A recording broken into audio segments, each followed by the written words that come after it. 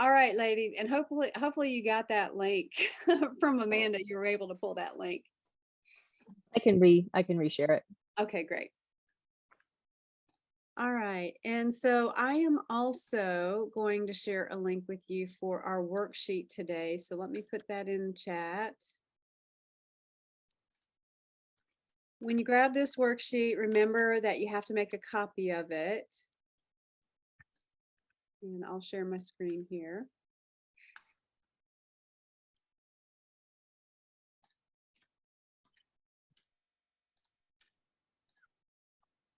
All right.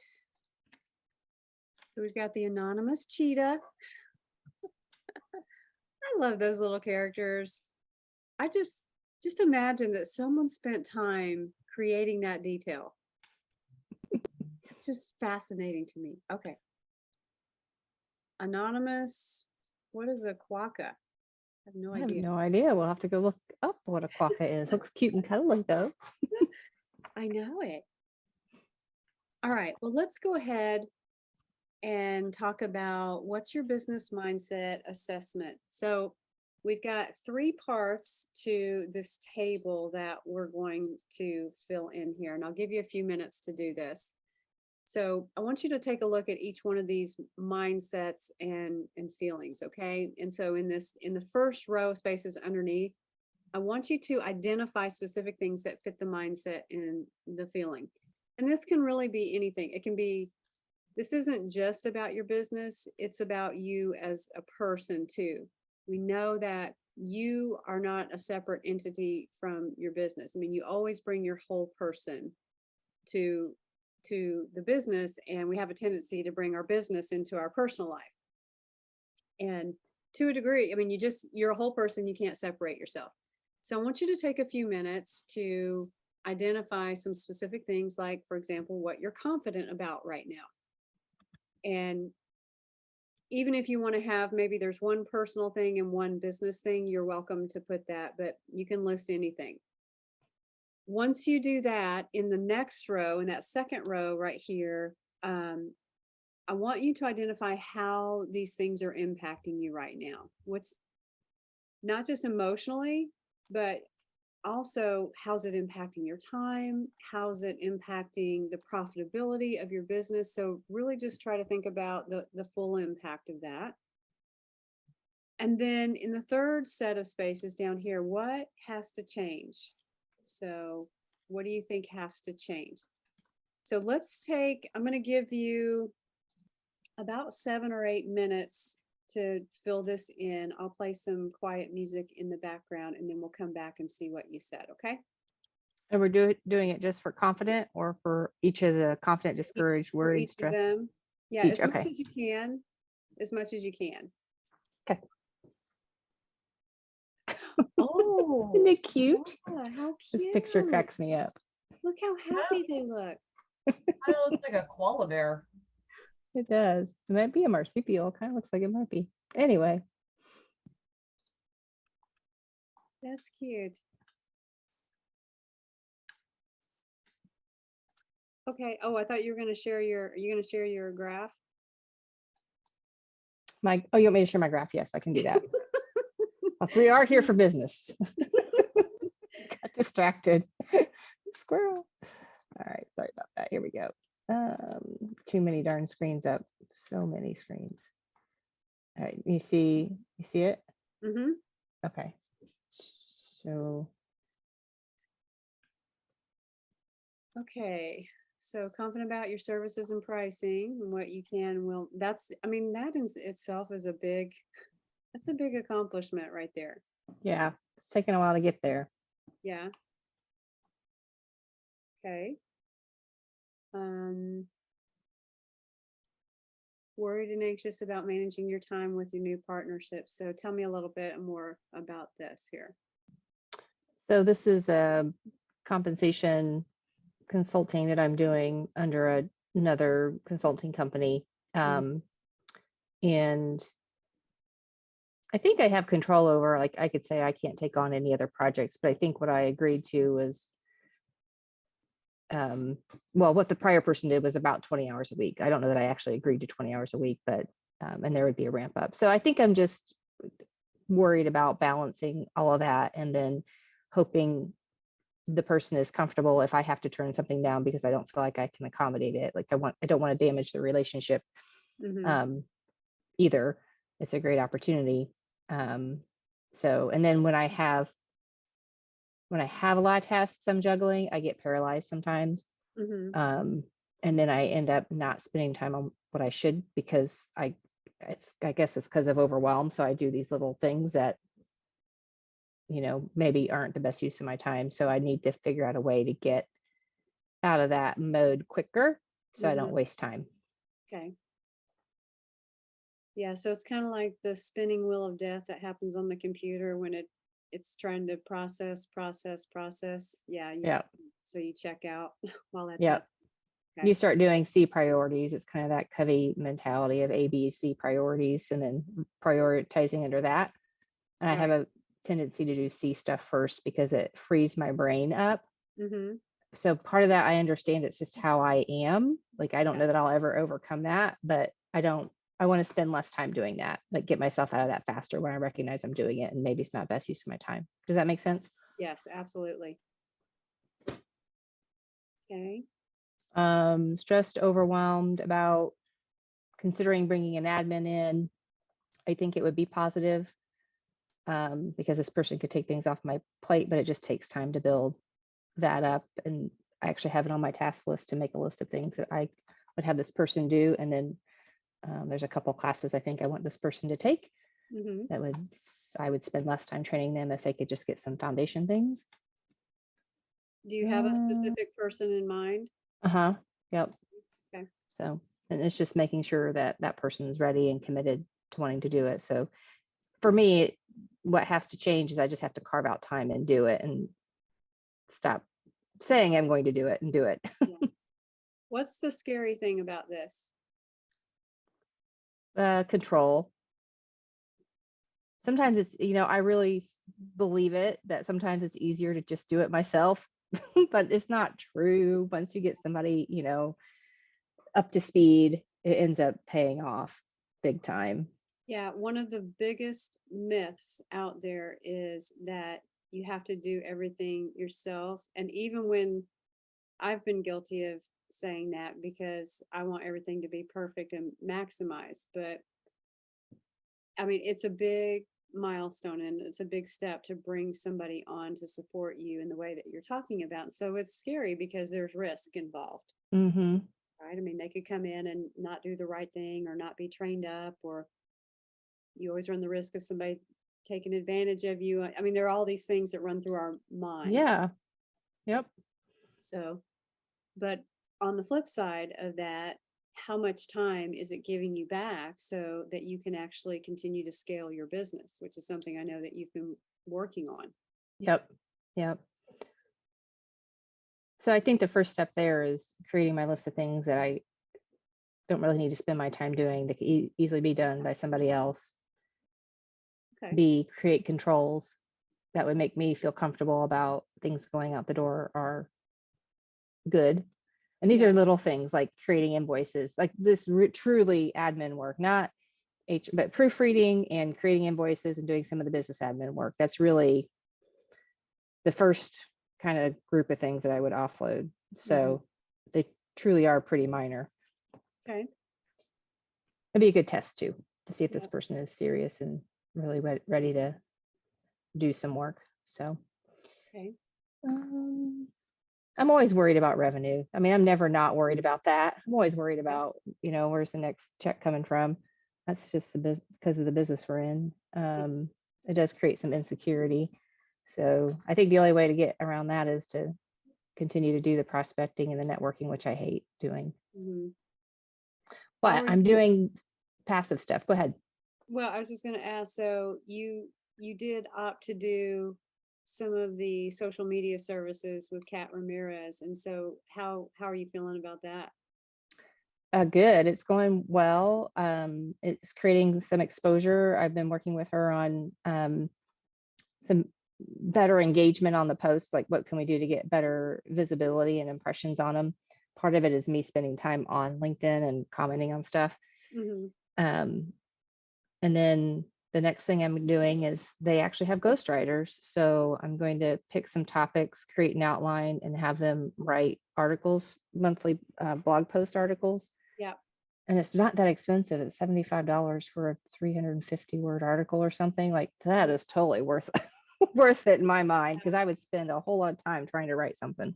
Yeah, this is the best deal out there as far as I'm concerned about the social Yeah. media.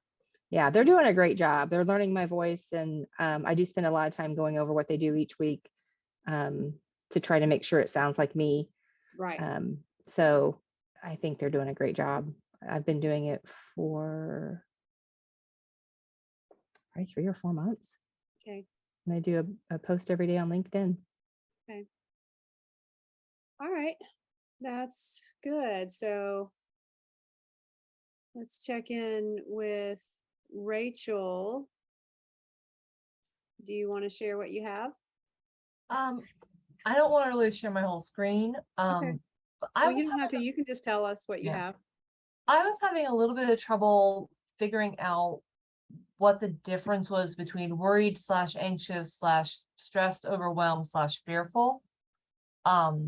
Like right now, I'm not, I think I'm more stressed about the Senate race for Pennsylvania than I am fearful about it. Mm-hmm. But I'll be very honest, like, and this is a mindset thing for me right now. I can't wait till November 9th because I'm so tired of seeing all the negative mudslinging ads. Yes. And the issue that I have always had a bedrock on how I vote has changed and has become politicized so badly that I can't trust it. And it's causing me some mental stress. Yeah. So in that sense, I just kind of like I avoid it. I'm like, okay, I'm not going to think about this right now, but it's in the back of my mind because there's all these ads. And I'm actually, one of the things I said, I was identifying with what needs to change is I'm actually thinking about going and meeting with somebody to kind of talk through a voter's guide and say, okay, well, if this happens, what about this? And I mean, I'm stressed because I have conflict with my conflict. Like something that I have always considered to be like, I thought I would never change my opinion on this one stance has now been challenged to the point where I'm rethinking it. And then I think, well, how could I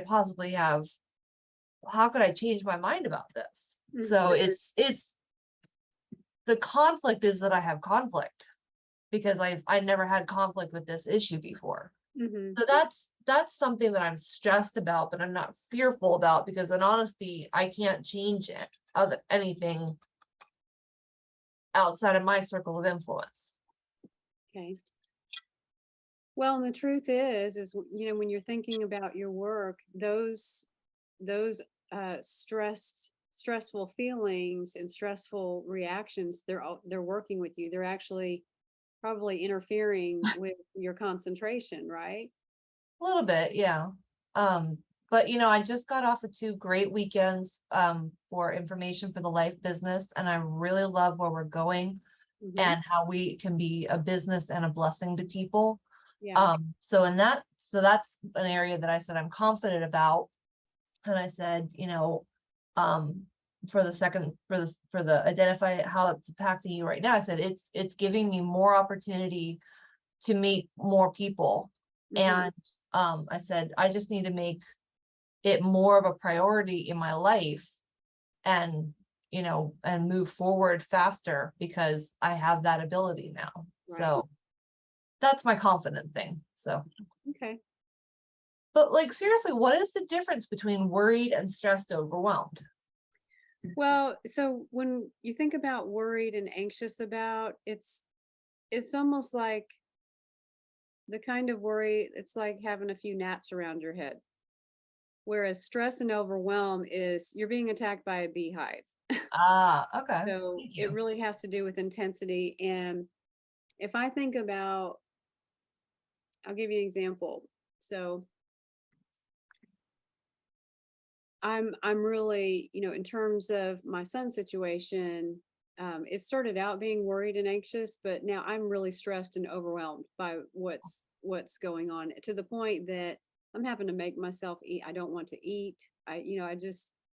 It's just it's pervasive, and it's always on the forefront of my mind, and I'm just constantly praying for. I feel like I'm just on a vigil for him, and so that is the stressed and overwhelmed.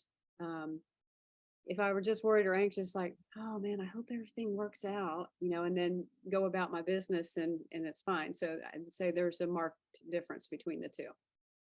Thanks, that's helpful. Yeah, you're welcome. Ariane, what did you come up with? Well, I didn't get to write because I was in the car, but I really didn't know. I really kind of like me telling my story. Like when I'm naturally talking to friends, everything just flows naturally. But when I'm thinking about it, it kind of becomes wordy. I overthink it, and it just doesn't come out natural. So then, like these kind of questions, it's like it's kind of like my creativity. Like I have to literally tap into my creativity. I'm a creative person, but it for me, I don't feel like it just automatically comes. So I see these questions and I'm like, I don't know, what is causing me fear? What is making me anxious? What is a fun fact about myself? And Mhm. so, these exercises are just kind of helping me to exercise. But looking at some of the things that you all wrote, so I'm confident about just the place that I'm in currently, like just the mental space that I'm in. I'm confident enough to know that I'm accomplishing things and that I'm going to continue to accomplish things. Mhm. But that's broad. And then as far as like stress is, honestly, it goes back to me to just having order, having a cleanly house. It's not like my house is like, it's not like bowls of food or trifling or anything, but it's just unorganized. I feel like I always just need to straighten up something. I need to declutter. You are my sister. And so it just kind of drives me, I want to get proper rest. And so, yeah, I'm just kind of like trying to get things going, get things together. Yeah. Okay. Well, what I love about this exercise is it makes you really stop and face what's going on with you and put words to it. And I like to take this, and this is something that I want us to do next week, but I want us to do a deeper dive on this where business is concerned, where actual business strategy is concerned.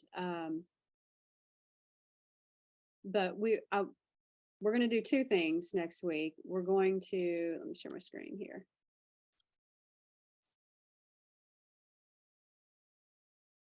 So everything that we just wrote down, we need to walk it through the 4 R's: the release, resist, reframe, and restore. So are there areas in our life right now that are, that are getting in the way of us really planning for 2023? Because that's where we're headed. We're headed towards planning for 2023. So for example, if I say, hey, I'm really confident, and so I just jotted down some things for the VIP center. I'm really confident about our event, booking for private events, our team members, revenue, Airbnb, and all of that. But then I've got discouragement around certain event tickets. I'm fearful that God is turning me into a social worker, which is, I want to kick and scream at that. I don't want to be a social worker, but in some ways, I'm being put in that position. And so I want to take those things and run them through the 4 R's. What is it? What's the baggage that needs to be released in this situation? What is it that we need to resist? And how do we need to reframe this situation and then what does restoration look like? This is an important mental clarity exercise that I want us to be able to do next week. But I also want us to shift our focus to our business strategy and the different business areas that we need to start looking at for 2023. Our overall business strategy, business development. These are just some of the areas that we tend to focus in. Our marketing, our lead generation, sales, social media, operations, staffing, blah, blah, blah, all those things. So I want us to be able to start digging into those and figure out, hey, what really is working for our businesses right now? What is not working? What is actually might be working a little bit, but it's causing me a lot of angst, and so I need a better solution for it. And we're going to ask those deep penetrating questions about the business. And by the end of 2022, the goal is to have our strategy lined out for 2023. Yay! That's so exciting. That's very exciting, because once you have that plan and you have thought through, then you have your marching orders, and you're starting the year off with a well-structured plan that you've thought through and you've vetted through this process that we're going to walk through.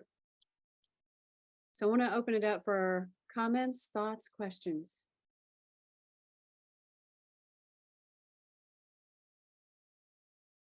Okay, none. All right, so you guys are just ready to rock and roll then, right?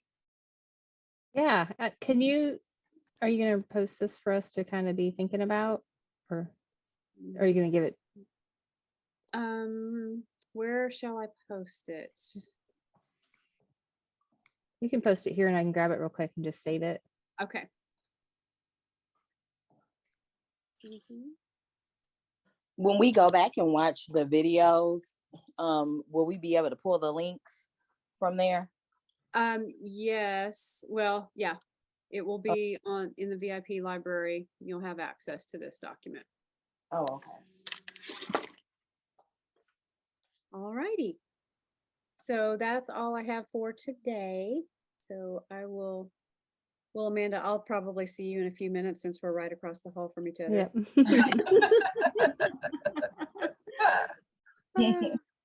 Is Crystal off today?